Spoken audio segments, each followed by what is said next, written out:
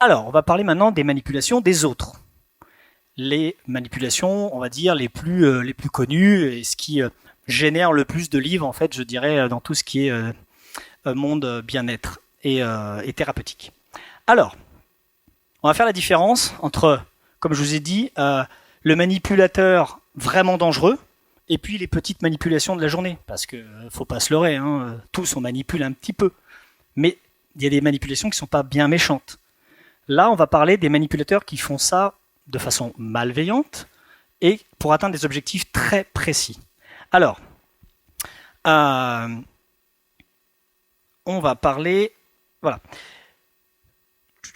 Mais ça, c'est bon, c'est dit. Alors, tous, on est amené à manipuler un peu, mais tant que ça reste du domaine de petites... on va dire que c'est pas souvent, que c'est pas récurrent, on va se dire, bah, on est tous humains et ça nous arrive tous. Je vais pas parler de ça.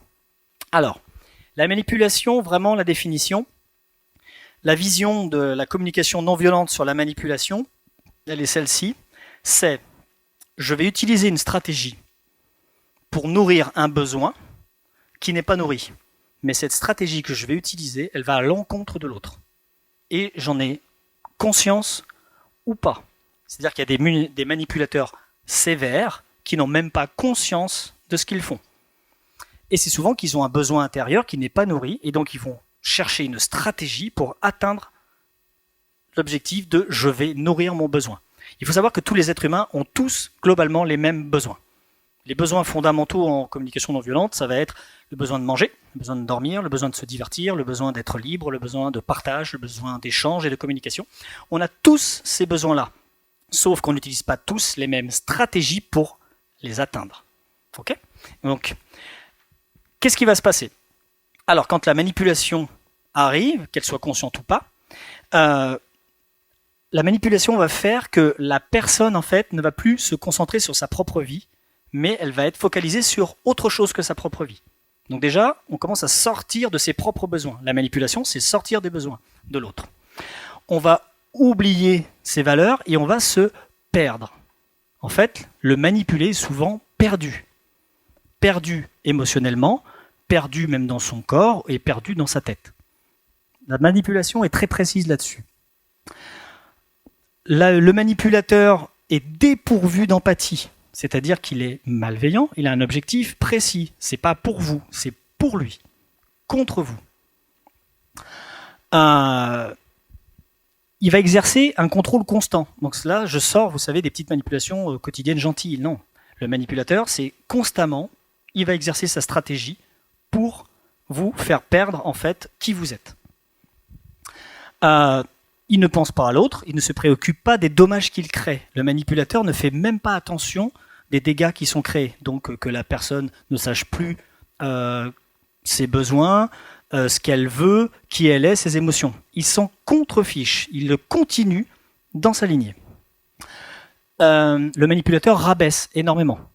C'est-à-dire qu'il y a souvent une double stratégie qui est, dans un premier temps, je te séduis et je te dis quelque chose de positif, et tout de suite derrière, je te dis quelque chose de négatif. Parce qu'au début, s'il commence à vous dire quelque chose de négatif, vous allez dire non tout de suite, et vous n'allez pas vous laisser faire. Le manipulateur commence toujours par vous dire quelque chose que vous avez envie d'entendre. Et donc, on va arriver à un moment donné que pour être manipulé, il faut être manipulable. Et le manipulateur, il va toujours choisir ses victimes, et c'est assez rapide pour lui. Et on va voir quels sont les critères pour lui pour choisir ses propres victimes. Ensuite, on va créer une relation dominant-dominé, c'est-à-dire que soit le manipulateur se pose en tant que victime et donc il va créer l'autre comme un soi-disant bourreau, soit inversé, il va se positionner en tant que bourreau, il va donc faire que l'autre est une victime. Ce qui est important aussi dans les manipulations des autres, c'est que donc on dénigre l'autre, ok, très bien, et on l'isole des autres. On essaie de couper toutes les relations en fait qu'il pourrait avoir, qui pourraient lui faire comprendre que attention, dis donc, c'est dur ce qu'il vient de te dire, ou ainsi de suite. Donc en fait, une stratégie de je prends la personne et je l'isole, je le coupe de sa famille, de ses amis, de ses relations pro. Ça, c'est un grand classique. pour exercer une emprise. Parce qu'on peut être en emprise sur quelqu'un que si on coupe ses réseaux et sa communication. Alors, il y a un super livre, je ne sais pas si vous connaissez, qui est La prophétie des Andes. Qui connaît ce livre? Eh bien, il est expliqué dedans, en fait, les 4 types de manipulateurs. Et vous allez voir que peut-être vous allez vous reconnaître dans un ou plusieurs, à petite échelle, j'espère. Mais là, on va s'interroger à ceux qui l'utilisent intensément. Donc, il y en a 4 types. Il y a le plus connu, l'intimidant. Bah, celui-là, il est facile, il invective, il dit « t'as fait ça, c'est pas bien, t'es nul, pourquoi t'es avec un tel, pourquoi t'as pris tel boulot ?» Celui-là, c'est le plus connu. Donc, il fait peur, il invective, il s'énerve, alors que tout allait bien, tout d'un coup, il pète un plomb. Celui-là, on arrive à assez bien le voir. C'est pas le plus difficile. Il y en a un qui est beaucoup plus subtil, celui qui interroge. Alors celui-là, il est costaud. Parce que il va faire croire qu'il s'intéresse à vous en vous posant des questions sur vous, mais son objectif, c'est de vous démonter et de vous dénigrer en posant des questions en permanence. C'est-à-dire, « Ah tiens, c'est quoi ton projet ? Ah, c'est sympa. Et pourquoi tu fais ce projet-là ? Ah d'accord. Et t'as pas pensé à faire ça ?» Et ça n'arrête pas. Après une réponse, il vous repose une question, Je vous assure que quand vous tombez avec un mec comme ça, ou une personne comme ça qui vous interroge, au bout de 10 questions, vous êtes perdu. Vous savez plus votre projet, s'il est bien, s'il n'est pas bien. Vous savez plus quelles sont vos vraies aspirations. Et vous êtes carrément en fait désancré, ce qu'on appelle en langage bien-être. C'est-à-dire que vous avez plus vos pieds au sol. C'est comme si vous étiez en flottaison. Il vous a coupé en fait, il vous a désancré en vous posant en permanence des questions. Donc, je vous invite à essayer de les reconnaître, ces 4 types-là. L'interrogateur, il est sournois, parce que vous croyez qu'il s'intéresse à vous. Il veut vous prouver que ce que vous faites, c'est pas bien, en vous posant plein de questions. Il y en a un qui est intéressant, c'est celui qui fait l'indifférent. C'est-à-dire que vous essayez de l'interroger, il vous répond, ou il vous répond pas.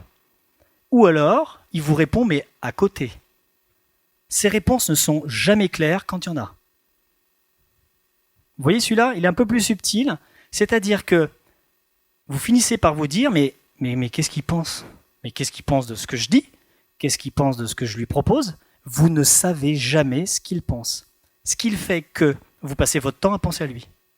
Le fait que vous passez votre temps à penser à lui et à vous interroger sur ce qu'il a dans sa tête, vous n'êtes plus à vous-même. Donc il vous vampirise énergétiquement parce que vous ne pensez qu'à lui. C'est subtil celui-là, hein. L'indifférent, donc c'est le mystérieux. On ne sait jamais ce qu'il pense. Il dit jamais ce qu'il dit. Mais vous êtes tout le temps en train de penser à lui. Et lui, il absorbe votre énergie et ça le fait vivre. L'indifférent l'a fait. Et alors, celui qui n'est jamais reconnu comme le manipulateur, pratiquement, c'est la victimite, ce qu'on appelle dans le milieu des thérapeutes, celui qui se victimise en permanence. C'est pas de ma faute, c'est les autres. C'est pas de ma faute, c'est le gouvernement. C'est pas de ma faute, c'est mon fils. Mais oui, mais moi j'ai mal au dos. Et puis moi j'ai mal à ça. Et puis moi je peux pas. Et machin. Alors au début on écoute. Et puis au bout d'une demi-heure on est complètement vidé. Parce qu'il nous a déversé tout son négatif et tous ses problèmes. C'est jamais lui. Il est responsable de rien. C'est comme un enfant. Entièrement déresponsabilisé. Celui-là, il est fatigant parce qu'il n'est pas reconnu par la société comme un manipulateur. Mais c'est un gros manipulateur. Et pour moi, c'est le gros de l'équipe des manipulateurs, c'est la victimite. Et les thérapeutes, il y en a quelques-uns ici, on ne peut rien faire avec une victimite. Il ne peut rien faire parce que c'est jamais de sa faute. Et donc tout ce qu'on lui propose, il ne va jamais le faire. Parce que si jamais vous essayez de trouver une solution pour qu'il s'en sorte, ça veut dire qu'il n'est plus une victime. Mais s'il n'est plus une victime, il est qui ? Il ne sait plus qui il est. C'est particulier. Donc, en fait, les victimites, souvent, au bout de 20 minutes, c'est bon, j'ai fait le tour. Je lui ai dit ça, c'est non, ça c'est pas possible, ça c'est... Ok, donc il n'écoute rien. Ben là, c'est mort. Et les victimites ne reviennent pas souvent 2 fois voir le thérapeute, sauf s'ils aiment dépenser de l'argent pour rien. Parce que ce qu'ils veulent qu'on leur dise, c'est que c'est pas de leur faute, et qu'on peut rien pour eux, et que c'est pour ça que c'est les victimes. Vous voyez ? Alors, les victimites, ils tombent pile dans le triangle de Karpman. Le triangle de Karpman, c'est vraiment le triangle infernal qui fait qu'on sait qu'on est bloqué dans l'ego. Donc on commence déjà à rentrer avec l'ego. Donc c'est quoi le triangle de Karpman? C'est quand la communication, il n'y en a plus. Quand on ne sait plus qui on est et quand on ne respecte pas nos propres besoins, on tombe là-dedans. C'est-à-dire 95% des relations humaines. Parce qu'il faut prendre conscience de son état. Donc soit je suis une victime, donc je me plains tout le temps. Donc je subis, c'est pas de ma faute, je m'apitoie. Donc ça on a vu.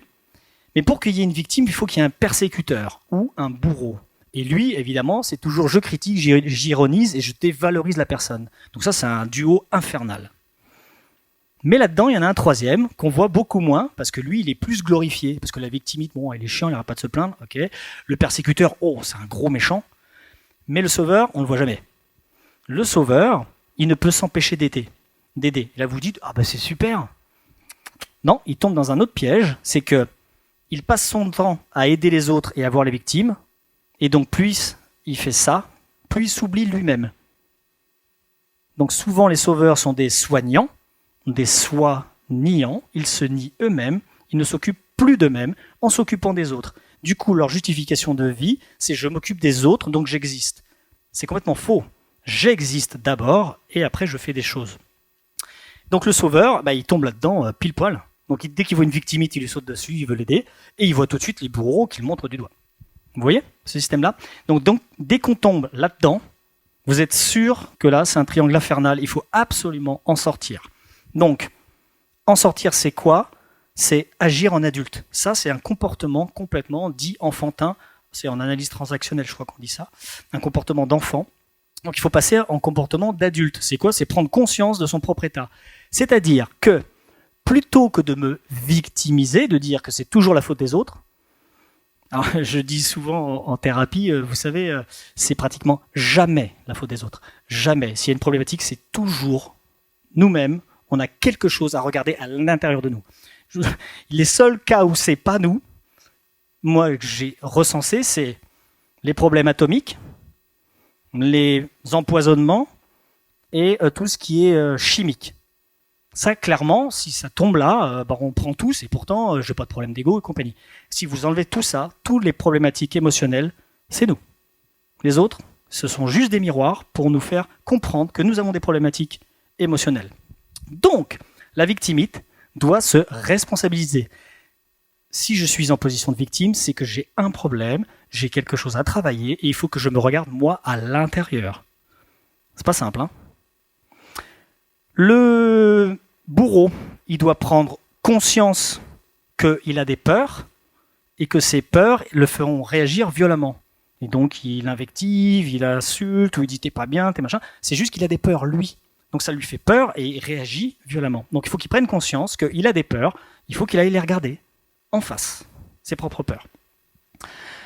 Et le sauveur, il faut qu'il soit bienveillant, c'est-à-dire qu'il faut qu'il soit bienveillant avec lui-même. Il faut qu'il s'occupe de lui. Il faut qu'il arrête de s'occuper des autres. C'est pas simple quand on dit ça à un soignant, mais c'est vraiment la base. Et donc ce sont souvent les soignants ne s'envoient jamais de lumière, ils ne s'aiment pas eux-mêmes, mais ils s'en rendent même pas compte. C'est pas le plus simple de s'aimer soi-même. Mais une célèbre phrase de quelqu'un qui a vécu il y a peut-être 2000 ans disait il faut s'aimer soi-même en fait. D'abord, on s'aime d'abord pour éventuellement aimer les autres, mais ça c'est après. Il faut d'abord s'aimer soi-même. C'est super compliqué pour la plupart des gens. Voilà pour ça. Donc, triangle de Karpman. Alors, les moyens du manipulateur. Quels sont ces outils qu'il utilise? Donc, il n'a souvent pas d'empathie. C'est-à-dire qu'il se fiche de votre état. Il est égoïste et égocentrique. C'est-à-dire que moi, j'aime bien les gens égoïstes parce qu'ils pensent à eux. Déjà, je préfère être égoïste. Égocentrique, ça commence à poser un problème. C'est-à-dire que tout tourne autour de lui. Ça, déjà, là, il y a un gros problème. Absence d'introspection, ils ne se remettent jamais en question. Alors, c'est pour ça que j'adore. Des fois, je vois des patients me voir et me dire oh, « je crois que je suis un manipulateur ». Déjà, le fait que tu te dises ça, a priori, t'en es pas un. Le manipulateur, il se rend même pas compte de son état. Si vous commencez à vous dire « oh là, je crois que j'ai manipulé un tel et tout, machin, là », c'est déjà, vous prenez conscience de ce qui se passe. Donc déjà, vous n'avez pas les armes du manipulateur, parce que lui ne se posera jamais la question. Ça, ces théories-là, le FBI les connaît depuis très longtemps et ils utilisent ce système-là. Donc pas d'introspection. Déresponsabilisation complète. C'est toujours les autres. Jamais soi. Donc c'est presque comme une victime, sauf qu'il ne va pas forcément se positionner en tant que tel. Il a les autres caractéristiques. Donc, il n'est pas responsable de ce qui se passe. Et alors, il utilise de façon hallucinante le mensonge. C'est hyper présent. C'est-à-dire que ceux qui mentent, on va dire de manière normale. Je crois qu'un être humain, il ment en moyenne, normal, hein, pas un sociopathe ou un manipulateur, mais il va mentir 3 à 4 fois par jour. Lui, c'est une phrase sur 2. Donc, en fait, il construit quelque chose où il ment tout le temps. On peut faire la différence avec les petits mensonges de tous les jours. 3-4, ça va, vous êtes humain. Mais quand c'est tout le temps, c'est une super arme. Et il s'en fout complètement. C'est-à-dire qu'il finit par s'auto-convaincre de ses propres mensonges. Alors, le protocole de la manipulation. 1, je valorise. Oh, t'es vachement bien habillé. Oh, t'es super intelligent. Oh, dis donc, ton projet, il est génial. Alors là, tout de suite, pouf, on écoute. Parce qu'on a tous besoin de reconnaissance. Tous. Je ne connais pas un être humain qui n'a besoin d'aucune reconnaissance. Donc là, on tend l'oreille. 2, je commence à mettre des critiques sur l'autre. Mais on commence par des softs. Ah oui, oh ton projet il est génial, donc 10 minutes. Mais pourquoi t'as pas pensé à faire ça? Oh, là déjà, ding. Là, c'est le premier signal. Ensuite, on se fait passer pour le sauveur, c'est que le manipulateur va vous dire, mais moi, t'es une victime là-dedans. Moi, je vais te dire comment il faut faire. Tiens, moi, je vais te sauver, je vais te dire exactement ce qu'il faut faire pour ton truc. Là, pof, il se positionne en tant que sauveur. On crée de la dépendance et de l'insécurité, c'est-à-dire que plus il va vous poser des questions, il va vous déstabiliser, plus vous aurez besoin de lui, en fait. Donc là, on sent qu'il se passe une interdépendance. Il vous fait croire que vous pouvez avoir absolument confiance en lui, mais pas aux autres. Donc on coupe les réseaux, on sépare et on cloisonne. Le manipulateur, il est hyper fort pour le cloisonnement. C'est-à-dire qu'il va dire A à quelqu'un, B à l'autre, et ainsi de suite. Il va faire en sorte que les gens ne se parlent pas entre eux et ne communiquent pas entre eux, parce que sinon, ces mensonges n'y tiennent plus. Donc le manipulateur, il ne va pas manipuler devant tout le monde. Il n'est pas con à ce point-là. Il va manipuler la personne en tête à tête. C'est comme un loup. Le loup, il ne s'attaque pas au troupeau. Il s'attaque à la seule brebis qui est éloignée. Donc il la sort, il la prend et il l'attaque. Vous voyez ce système-là? Donc, je vous invite, si vous voulez, voir déceler de la manipulation très rapidement, parce que ça peut être à différents niveaux. C'est valorisation. Quand on vous valorise de trop, il y a un problème. Déjà, oula, il me dit trop du bien de moi, c'est trop ce que j'ai envie d'entendre.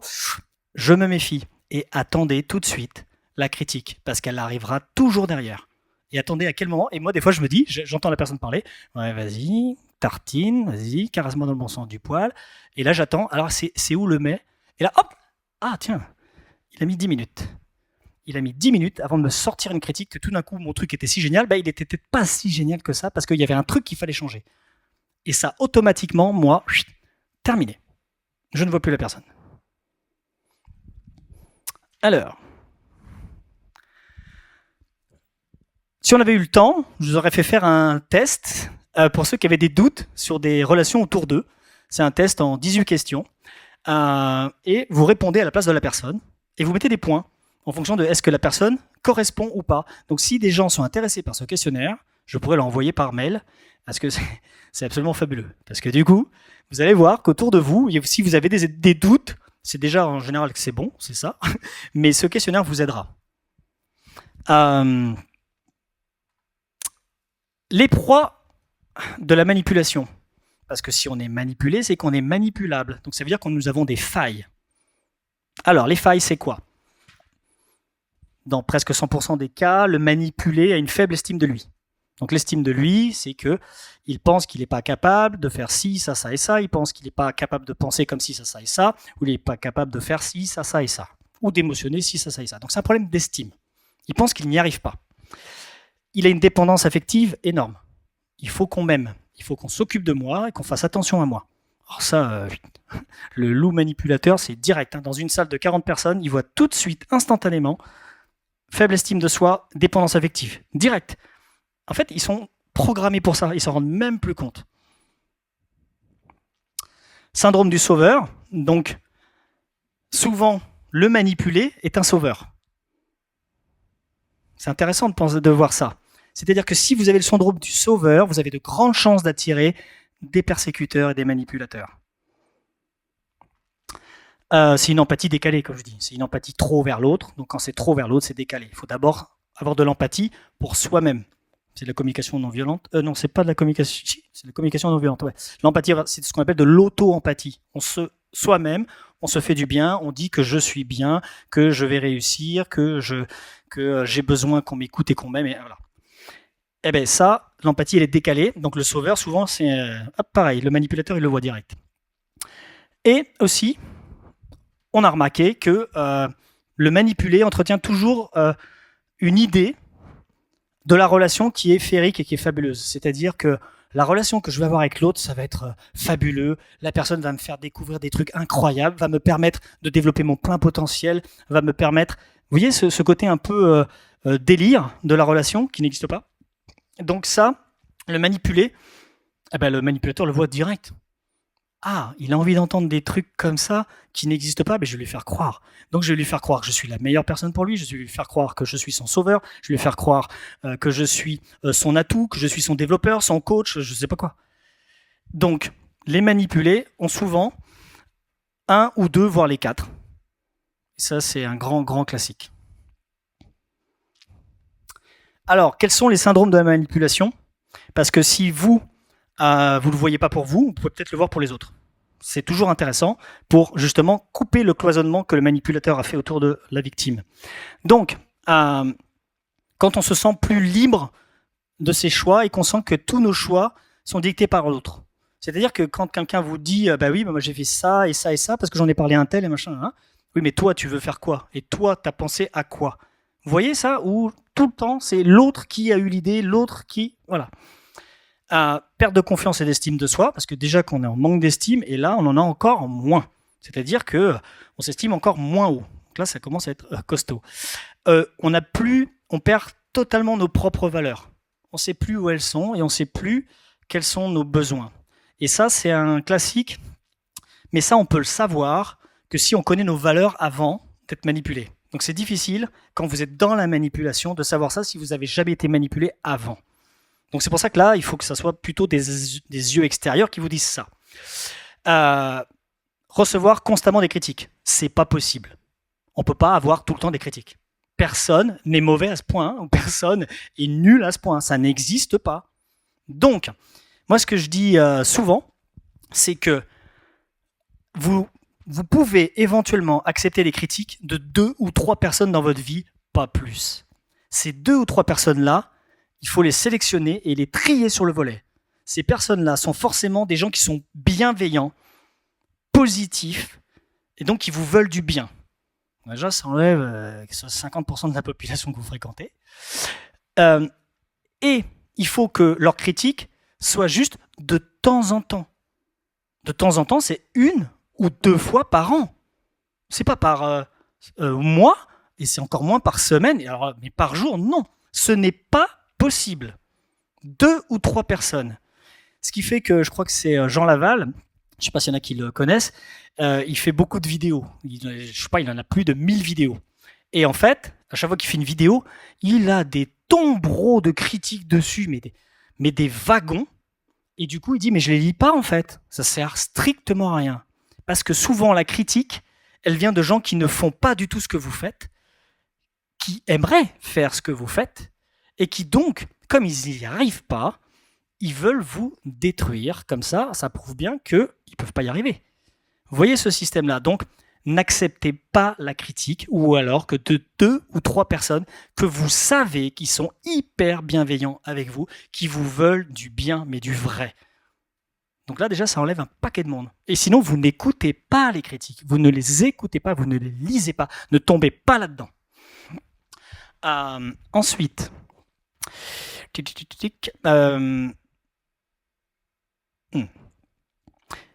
Quand vous commencez à réfléchir à comment je vais répondre à la question ou quand je vais répondre avec cette personne-là, déjà c'est pas bon. vous ne devez pas réfléchir à ce que vous devez dire. Si vous commencez à réfléchir à ce que vous devez dire, parce que de peur que l'autre commence à vous sortir une phrase ou vous attaquer, c'est pas bon signe. Soyez naturel. Si vous commencez à réfléchir à comment vous devez parler, c'est qu'il y a un problème. La relation n'est pas du tout équilibrée.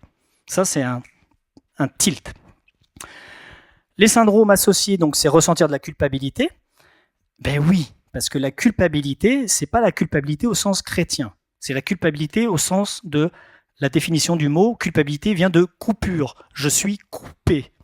Donc, je suis séparé. Là, évidemment, le manipulateur, il veut vous couper toutes vos relations. Donc, si vous vous sentez dans la culpabilité, la tristesse, c'est qu'il vous a coupé. Donc, si vous vous sentez plus dans la culpabilité que d'habitude, c'est qu'on vous a coupé. Donc, il y a un truc qui n'est pas bon. Pourquoi on m'a coupé? Dans quel objectif? Isolement. Quand... oui, ça, c'est dit. Quand on s'inquiète trop et qu'on est trop stressé, hein, on peut être stressé. Un peu. On peut s'inquiéter un peu, mais ça ne peut pas être tout le temps. C'est pas possible. Il y a un problème. C'est pas les thérapeutes qui me diront le contraire. Trouble du sommeil, vous n'arrivez plus à dormir. Pourquoi? Parce que vous essayez de trouver des solutions. Vous essayez de trouver des choses qui vous semblent logiques à quelqu'un qui fonctionne de manière décalée. C'est pas possible. Donc ça tourne. Mais qu'est-ce qu'il faut que je dise? Qu'est-ce qu'il faut que je fasse? Mais non, vous n'y arriverez jamais, parce que peu importe ce que vous allez dire, il y aura toujours un angle d'attaque pour vous déstabiliser. Toujours. Affaiblissement, perte d'énergie, voire perte de motivation. Et là, on finit par ne plus du tout s'aimer. Terminé. Donc si vous avez l'habitude de vous aimer et que vous ne vous aimez plus, oh là là, quelles sont mes fréquentations? Qui je vois? Donc dépression pouvant aller jusqu'à des pensées suicidaires. C'est qu'en fait, le manipulateur vide toute substance émotive, on finit par se sentir vide, et se sentant vide, quel est mon rôle sur Terre? J'en ai plus, donc je me tire une balle. C'est vraiment... c'est extrême, mais ça peut aller jusque-là. Alors, et là vous me dites, mais comment je fais si c'est pas clair? Il y a un super moyen de savoir si on se fait manipuler. Et c'est, je pense, relativement simple. Ça nécessite de travailler un petit peu sur soi. Un grand mot est lâché. Donc, quand vous avez un doute sur quelqu'un, vous faites, avant d'aller voir cette personne, vous vous scannez. Vous vous dites, alors, comment je me sens dans mon corps? Oh, ça va, j'ai mal nulle part, j'ai pas mal au dos, tiens, ok, non, ça va. Je suis bien dans mon corps, ok. Vous scannez vos émotions. Dans quel état émotionnel je suis? Ah, je suis en joie, je suis content, tiens, je suis content d'aller voir la personne, ok, bon, c'est plutôt positif. Dans ma tête, qu'est-ce qui se passe? Est-ce que j'ai 20 000 pensées? Est-ce que j'ai des pensées normales? Est-ce que ça va? C'est des pensées classiques, voilà, je suis un peu dans le passé, un peu dans le futur, un peu comme tout le monde, mais ça va, c'est pas catastrophique. Donc vous vous scannez. Et ça, il faut prendre du temps. Vous prenez 5 minutes et vous vous scannez sur les 3 plans, physique, émotionnel, mental. Vous faites le rendez-vous. Restez pas plus d'une demi-heure. Vous prétextez n'importe quoi, mais vous partez au bout d'une demi-heure. Vous vous rescannez. Dans mon corps, comment je suis? Oh là, j'ai mal au dos. Je me sens... Oh, je suis fatigué un petit peu, tiens. Ok. Les émotions. Oh là, j'ai mon plexus là qui travaille. J'ai l'impression d'avoir une pression sur la poitrine et puis je me sens un petit peu déprimé. Et puis alors dans ma tête, alors là, ça tourne dans tous les sens. J'ai plein de pensées et tout ça. Donc vous êtes scanné avant, vous êtes scanné après. S'il y a une différence dans le sens négatif et que ça vous arrive plus de 2 fois avec la même personne, danger, warning, manipulation. Donc là, vous n'avez même pas besoin de savoir si c'est un interrogateur, un victimite ou machin, parce qu'il peut mélanger plein de trucs. Hein. Mais si vous vous scannez avant et après, le géobiologue que je suis vous dirait dans un endroit différent, mais mettons, si vous scannez et vous faites ça 2 fois et que 2 fois vous êtes pire après qu'avant, pas bon, danger. Et qu'est-ce qu'on fait? On se barre. On s'en va, on quitte, on coupe la relation. Donc ils veulent nous faire culpabiliser, oui, on coupe, mais on va jusqu'au bout. On ne voit plus la personne. Pourquoi? Parce qu'elle est plus forte que vous. Elle manipule depuis toujours. Son système de manipulation est ancré dans son système de défense égotique Parce que là, c'est que de l'ego, la manipulation. Et donc, du coup, vous ne gagnerez jamais. La personne ne changera jamais. Elle continuera toujours à fonctionner comme ça parce qu'elle croit que c'est bien pour elle. Donc, on fuit la relation. Terminé. Et je vous ai dit 2 rendez-vous. J'ai pas dit 3, 10 ans, 6 mois, non. 2 rendez-vous. Si vous scannez avant, après que ça va pas, on arrête. Et là, vous me dites, bah ouais, mais c'est facile quand c'est un pote. Mais quand c'est la famille, je fais quoi? Bah pourquoi vous allez voir votre famille alors? Ah, bien compliqué. Donc, il y a quand même quelques trucs quand la fuite n'est pas possible. Mais c'est super dur. Je vous le présente là. Je fais des formations pour ça. Mais franchement, je ne vous le conseille pas parce que c'est assez difficile. Mais si vous n'avez pas le choix, vous êtes obligé de voir la personne parce que c'est votre patron, parce que c'est, je sais pas quoi, c'est votre frère, c'est votre sœur, j'en sais rien. Il y a des possibilités. Mais la question que je pose, c'est est-ce qu'on est obligé de voir son frère ou sa sœur? Est-ce qu'on est obligé de voir sa mère, son père et tout ça? Son père et sa mère, ils nous ont fabriqués, on est venu sur le monde, ils ont fait le taf, on n'a plus besoin de voir derrière. Enfin, excusez-moi, mais le boulot, il est fait. Il n'y a plus besoin de voir les parents. Frères et sœurs, c'est pareil, chacun vit sa vie. Pourquoi vous avez besoin de votre sœur ou de votre frère? Vous n'avez pas besoin. Et votre patron qui vous embête, mais pourquoi vous ne quittez pas votre poste? Pourquoi vous ne changez pas de travail? Donc, le thérapeute que je suis vous dirait ça. Mais si jamais vous ne le voulez pas, pour une raison X ou Y, alors, on doit faire arrêter la honte et la culpabilité, raffermissez vos assises. C'est-à-dire que, avant d'aller voir cette personne, qui maintenant vous savez qui vous manipule, il faut vous réaffirmer vous, qui je suis, quelles sont mes valeurs, il faut vous les répéter avant. Vous faites la liste de vos 10 valeurs, de vos 10 besoins, vous les lisez, parce qu'ils sont très forts pour vous déstabiliser, donc vous les réalisez. Donc si jamais il attaque une de vos valeurs, oui, mais moi, je ne suis pas comme ça, et moi, je ne fais pas ça. Oui, mais machin, écoute, je ne te demande pas de discuter, ma valeur, c'est ça, et je ne bougerai pas. Donc ça demande une sacrée posture. C'est pour ça que je vous dis, ça, c'est vraiment dans le cas où vraiment, vous n'avez pas voulu faire le boulot avant. Mais, mettons, accepter une chose, c'est que vous ne ferez jamais changer la personne. Jamais, c'est mort, on oublie. C'est pas possible. On ne change pas un père pervers, on ne change pas une mère victimite. Ça ne se change pas, c'est fini, c'est foutu. Donc vous oubliez ça une bonne fois pour toutes. Un manipulateur, on ne peut rien en faire. Rien. Il sera plus manipulateur quand il sera mort. C'est dur, hein, mais c'est comme ça. Ensuite, prenez la distance. C'est-à-dire que vous savez que ça va être dur parce que vous n'allez plus voir cette personne parce que vous croyez que vous avez besoin de la voir. C'est une croyance que vous avez. Vous n'avez pas du tout besoin de voir cette personne. Mais vous croyez que vous avez besoin de la voir. Donc vous allez vous prendre de la distance et vous habituer à ne plus la voir. Donc à être dans la coupure de plus en plus. Donc moi je dis souvent aux gens qui ont du mal à se séparer avec leur mère, leur père, alors ok, tu l'appelles 3 fois par semaine, maintenant tu vas peut-être passer à l'appeler 1 fois par semaine. Dans 6 mois, tu vas l'appeler 1 fois par mois. Et dans 1 an, tu l'appelleras plus jamais. Il faut y aller progressivement. Ensuite, on se réapproprie donc des relations saines, et ça c'est hyper important, maintenant vous savez comment faire. Vous voyez quelqu'un, vous scannez avant, vous scannez après. Ah bah tiens, je suis plus positif avant qu'après. Ah bah vous la revoyez.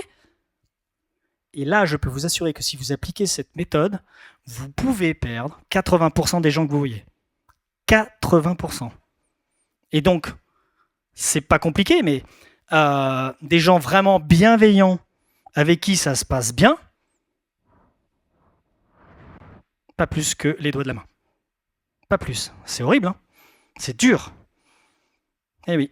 Je sais pas, vous étiez peut-être ado, vous adorez faire la fête et tout ça. Ouais, moi j'ai 40 copains. Non, vous avez 40 connaissances. Des vrais gens qui vous veulent du bien, qui sont positifs avec vous, maximum 5. Ensuite, montrer de l'indifférence aux propos. Ça, c'est super dur. C'est-à-dire que vous avez quelqu'un qui vous casse en permanence, vous ne devez plus écouter ce qu'elle vous dit, parce que vous êtes obligé de la voir. Enfin, vous croyez que vous êtes obligé de la voir. Donc du coup, vous écoutez plus. C'est-à-dire que vous trouvez un système qui fait que vous écoutez plus. Blablabla, blablabla, blablabla. Vous fermez complètement ce qu'elle vous dit. C'est pas simple, hein, mais j'essaie de vous donner des solutions. Ensuite, répétez-vous vos valeurs. Allez aux toilettes. Oh putain, oui, c'est ça. Merde, je suis encore tombé dans le panneau. Ok. Allez, oui.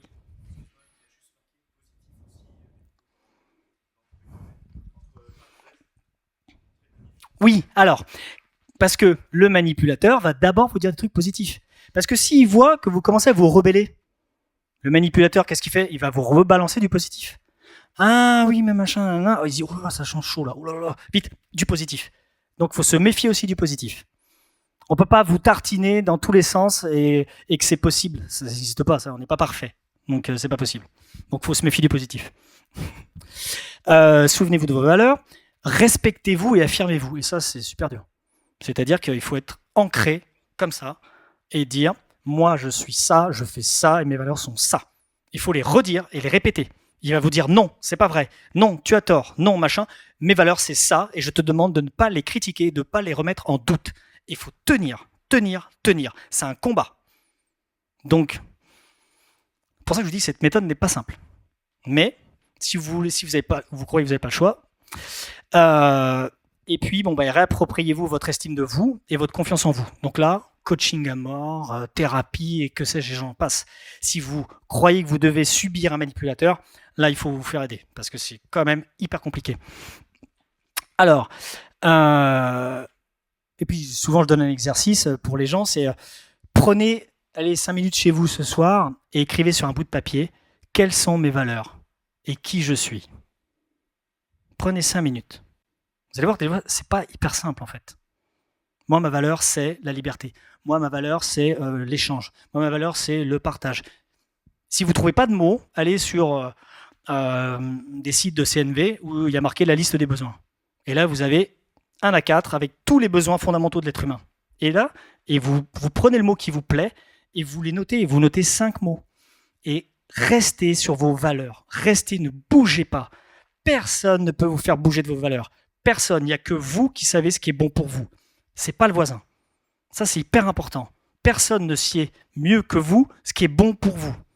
Personne n'est au-dessus de vous. Personne. C'est hyper important. Ça, j'aime bien. La justification. Alors, j'en rigole parce que j'ai eu du mal à ne pas tomber là-dedans toute ma vie. Et c'est lors d'une formation que je m'en suis rendu compte. La justification, c'est quoi? C'est que vous répondez à la question de quelqu'un qui ne vous l'a même pas posée. Tout de suite, on vous pose une question. Est-ce que j'ai un exemple? Non. Est-ce que demain, tu viens à la conférence? Non, demain, je ne viens pas à la conférence. Zéro justification, parfait. Qui fait ça? Non, demain, je viens pas à la conférence parce que en fait, j'ai beaucoup de boulot et il faut que je passe récupérer mes enfants et alors ça me fait penser que oui, mais alors moi je peux vraiment ça, c'est mort. Là, vous tombez et alors là, le manipulateur, quand vous commencez la justification, oh, yes, j'en ai un sous la main. Quand on vous pose une question, vous répondez à la question, point barre. Vous dites pas le pourquoi du comment, du je sais pas quoi, du machin. Le problème, c'est que tout notre système éducatif est fondé sur la justification. Et le petit enfant, alors pourquoi t'as fait ce dessin? Et pourquoi t'as fait ci? Et pourquoi t'as machin? Et là, t'as trouvé ce résultat. Mais dis-moi pourquoi et comment t'as... C'est pas vrai. C'est quoi ce truc? Depuis tout petit, on nous pousse à nous justifier en permanence. Qu'est-ce que c'est la justification? C'est une déresponsabilisation. On nous transforme en enfants. Donc quand vous dites je vais pas à la conférence demain, mais parce que j'ai piscine, j'ai machin, aquaponie et compagnie, vous déresponsabilisez, vous devenez un enfant, et alors là, proie du manipulateur direct. Il vous saute dessus, il fait ce qu'il veut de vous. Donc la justification, c'est super compliqué de s'en rendre compte. Apprenez-vous à répondre aux questions, et ne pas répondre à des questions qu'on vous a même pas posées.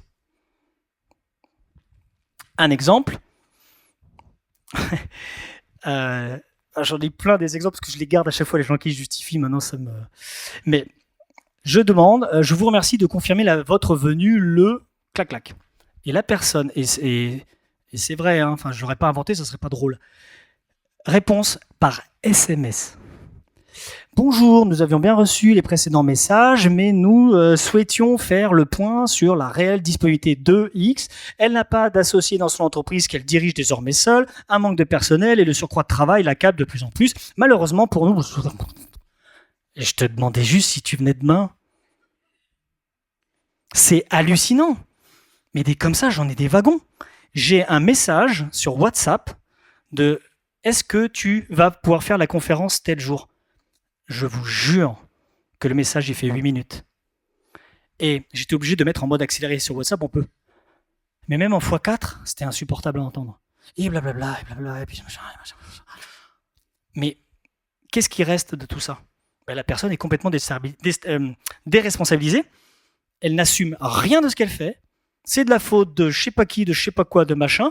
En fait, elle ne dirige pas sa vie. C'est le monde qui dirige sa vie.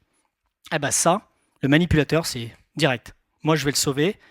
Je vais me faire passer pour un sauveur et je vais m'occuper de cette personne et je vais en faire ce que je veux. Donc ça veut dire que ne pas se justifier, ça vous pousse à vous responsabiliser et de passer de enfant à adulte. C'est super dur. Essayez de passer une journée sans vous justifier, vous allez voir. Oh. Alors, la mise en situation, c'est simple, on vous pose une question. Vous répondez pas tout de suite. Ah, je sais que le silence n'est pas apprécié, mais vous ne répondez pas tout de suite. Est-ce que demain tu viens à la conférence ? Vous attendez, parce qu'il ne faut pas se justifier. Et donc la réponse à la question est « Je ne viens pas à la conférence demain ». Et pourquoi, et machin, gna gna, gna gna, gna gna. Non, il n'y a pas de pourquoi, je ne viens pas à la conférence demain, terminé. Dès qu'il y a un pourquoi derrière, c'est en général pas bienveillant. C'est dur ce que vous voyez le truc. Donc, éventuellement, ce qu'on peut faire, c'est faire une quittance. Par exemple, quelqu'un vous dit « Oui, tu n'étais pas là à la bonne heure. Pourquoi ?» Alors là, souvent, oui, j'étais pas à la bonne heure parce que j'avais piscine. Alors là, boum, et là, le mec, il est au-dessus et il vous écrabouille. Non. Tu as raison. Alors, silence. Tu as raison. Je n'étais pas là à la bonne heure. Voilà, il ne peut rien dire. Et si vous voulez conserver la relation, si vous croyez que vous en avez besoin, vous pouvez dire la prochaine fois, je serai à l'heure. C'est tout. Vous voyez le truc ? Ça dure 2 secondes. Mais pour faire cet exercice en atelier, c'est super dur. Donc voilà, la justification, c'est grande proie à la manipulation. Donc, la justification de ne pas la faire, ça veut dire qu'il faut apprendre à dire non. Le fameux non. Alors, dire non, on dit non pour arrêter de se disperser. On ne peut pas être partout.